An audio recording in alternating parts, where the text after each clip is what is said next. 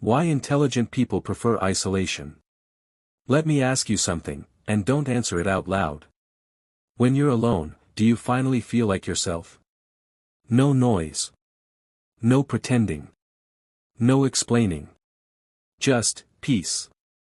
Now here's the uncomfortable truth most people won't tell you. If you're highly intelligent, isolation doesn't feel like loneliness.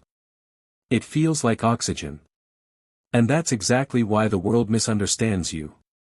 People think intelligent individuals isolate themselves because they're antisocial, arrogant, broken, emotionally unavailable. But the real reason is far more unsettling, and far more powerful. Because intelligence doesn't just change how you think. It changes how you experience people. Conversations feel shallow. Social rituals feel scripted. And small talk feels like a slow mental suffocation. So intelligent people don't run from people. They run toward clarity. And solitude is the only place where clarity survives. But here's the part no one warns you about. The smarter you are, the more dangerous isolation becomes. If you don't understand why you crave it. So if you've ever felt different. If you've ever chosen silence over noise. If you've ever walked away from people without fully knowing why. Stay till the end. Because this video isn't about intelligence. It's about survival. Highly intelligent people don't experience the world at the same speed as everyone else. Their minds are constantly scanning patterns, motives, contradictions. What others ignore, they notice instantly. So while a room is laughing, they're observing. While others are speaking, they're analyzing. And while most people are reacting, they're already 3 steps ahead. This creates a quiet distance. Not because they want to feel superior. But because they're processing too much at once. Social environments are chaotic. Too many signals. Too many emotions. Too many unspoken rules. For an intelligent mind, that chaos is exhausting. Imagine running a high-performance engine in traffic all day. Eventually, you don't crave speed. You crave stillness. That's what isolation provides. A mental reset. A place where thoughts can finish themselves. And this is why intelligent people often feel drained after social interactions. Even enjoyable ones. It's not hatred toward people. It's cognitive overload. Solitude isn't avoidance. It's recovery.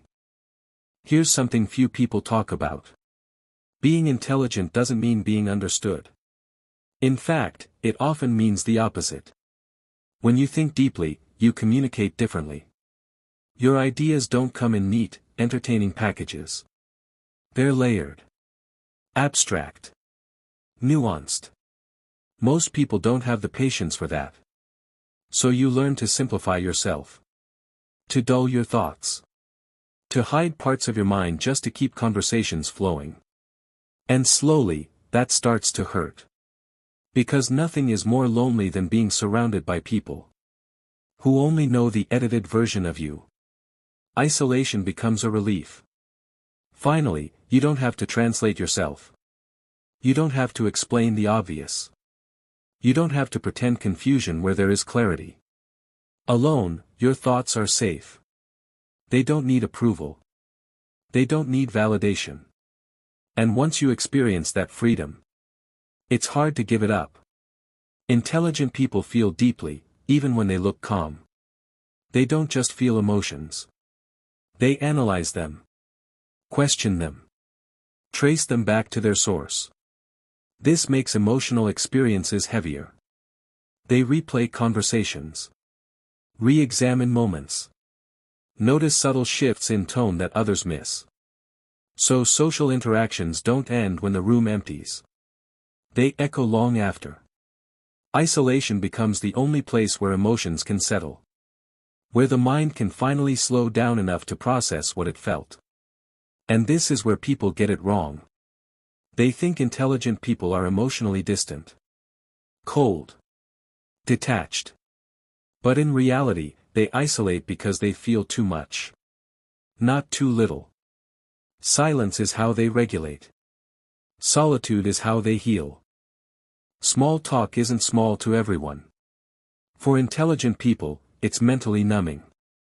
Repeating the same surface-level conversations. The same opinions. The same predictable reactions. It feels like wasting cognitive energy on autopilot interactions. They don't crave constant stimulation. They crave meaningful stimulation. Depth over frequency. Truth over comfort. Silence over noise. So when they choose isolation, it's not because they hate conversation. It's because they're waiting for one worth having. And until that moment arrives, being alone feels more honest than pretending interest where none exists. But here's the truth that needs to be said carefully. Isolation is a tool, not a destination. When intelligent people isolate without purpose, their minds can turn inward too intensely. Overthinking becomes rumination. Reflection becomes self-criticism. Silence becomes an echo chamber. The same intelligence that brings clarity can also magnify doubt. That's why isolation must be conscious. Chosen. Balanced. Not as an escape from people, but as a space to recharge before re-engaging on your own terms. True intelligence isn't disappearing from the world. It's learning when to step back, and when to step forward. Some of the most important ideas in history were born in isolation. Not in crowds. Not in noise. But in quiet moments where thoughts could breathe. Intelligent people don't isolate to disconnect. They isolate to create. To understand. To refine. Their silence isn't emptiness. It's incubation. And when they return, they bring insights others couldn't see. Because they never slowed down enough to look. So if you're someone who prefers solitude, stop apologizing for it. Your quiet isn't weakness. It's preparation. So the next time someone tells you, you're too quiet, you isolate too much, you should be more social, remember this. Not everyone is built to live on the surface. Some minds are designed to go deep. And depth requires space. Stillness. Silence. Isolation isn't a flaw of intelligence. It's a side effect of awareness. The real question isn't, why do intelligent people prefer isolation? The real question is, how many people never discover their depth? Because they're afraid to be alone with their own thoughts. And if this video felt like it was speaking directly to you, then you already know the answer.